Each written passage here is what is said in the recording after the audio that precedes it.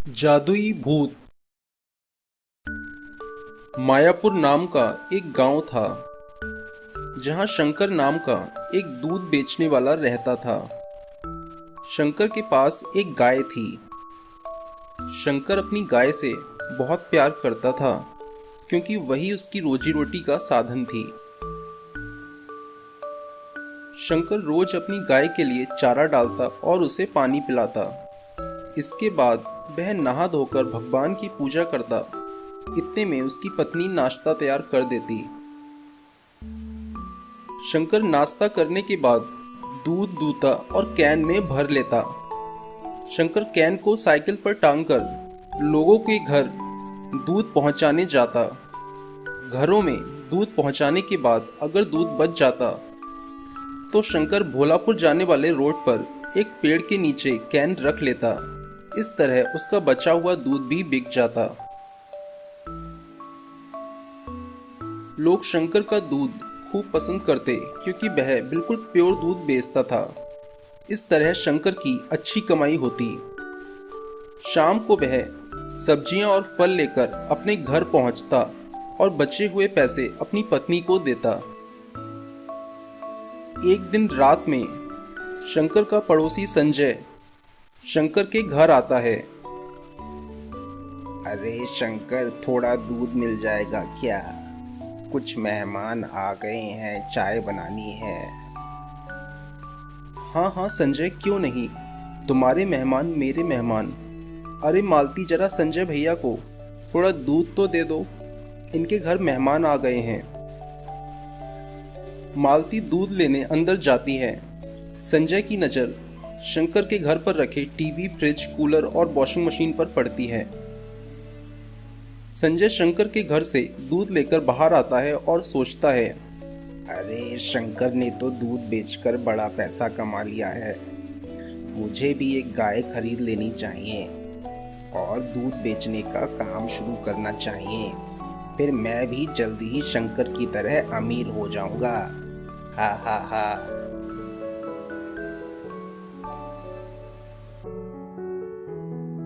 संजय शनिवार को लगने वाले बाजार से एक गाय खरीद लाता है। संजय गाय को खिलाता कुछ भी नहीं और दूध निकालने के लिए लाठी से गाय की खूब पिटाई करता। फिर भी अगर गाय दूध नहीं देती तो वह अपने गाय के इंजेक्शन लगाता और जबरदस्ती दूध दूता। दूध दूने के बाद संजय दूध में खूब पानी मिलाता और फिर दूध को कैन में भरकर भोलापुर जाने वाले रोड पर कैन रखकर दूध बेचने के लिए खड़ा हो जाता।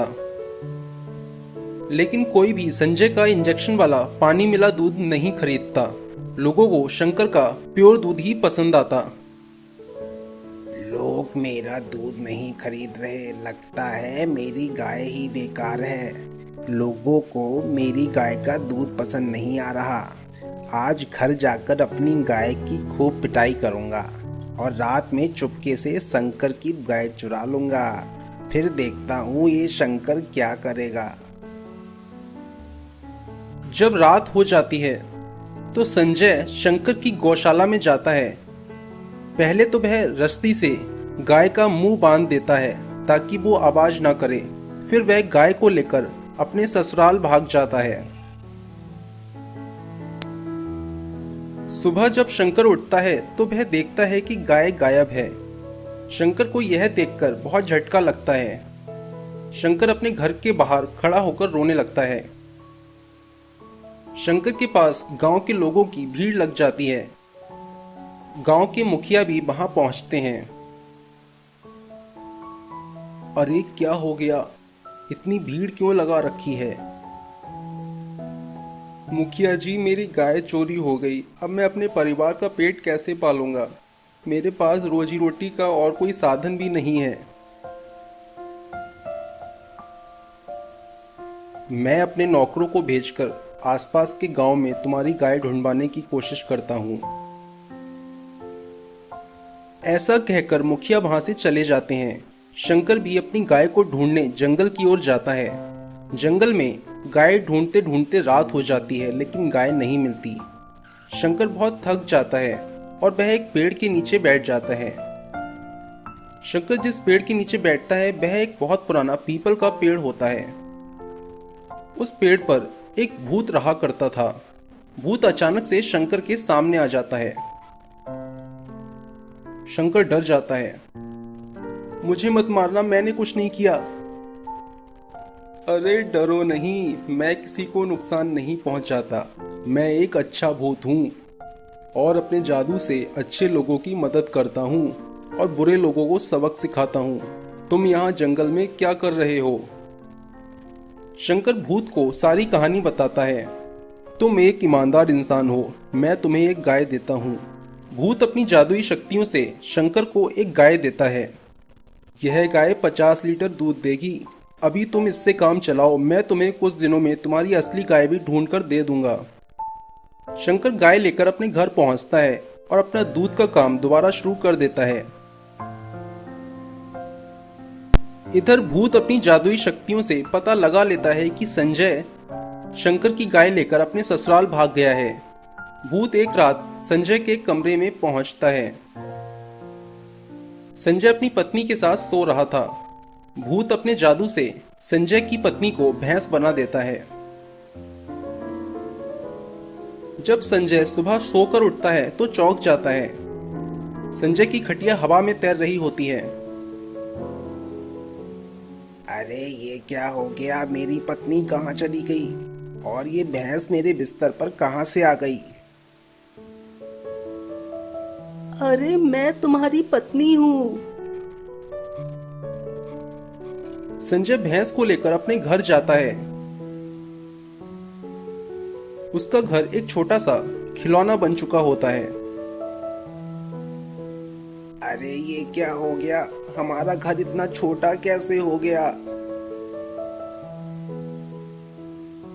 तभी संजय गाय की तरफ जाता है। गाय संजय के लात मारती है और संजय दूर जाकर गिरता है। तभी गाय में से भूत बाहर निकलता है। तुमने शंकर की गाय चुराई, इसलिए यह सब तुम्हारे साथ हो रहा है। मुझे माफ कर दो। मुझे शंकर की गाय नहीं चुरानी चाहिए थी। मैं उसकी गाय वापस कर दूंगा। कृपया मुझे माफ कर दो। भूत संजय को माफ कर देता है। वह उसका घर ठीक कर देता है और उसकी पत्नी को भी भैंस से इंसान बना देता है। फिर भूत शंकर की गाय लेकर वहां से गायब हो जाता है और शंकर के पास पहुंचता है। यह लो तुम्हारी असली गाय। ऐसा कहकर भूत गायब हो जाता है। शंकर के पास अब 2 गाय हो जाती हैं। शंकर दूध बेचने के साथ अपनी डेयरी भी खोल लेता है, जहां वह दूध के साथ साथ दही, पनीर, मक्खन, देसी घी और मट्ठा भी बेचने लगता है। कुछ ही दिनों में शंकर बहुत अमीर हो जाता है और वह अपने लिए एक बड़ा घर और कार भी खरीद लेता है। दोस्तों, अगर आपको ये कहानी पसंद आई तो हमारे चैनल जोजो टीवी कहानियाँ को सब्सक्राइब करना ना भूलें।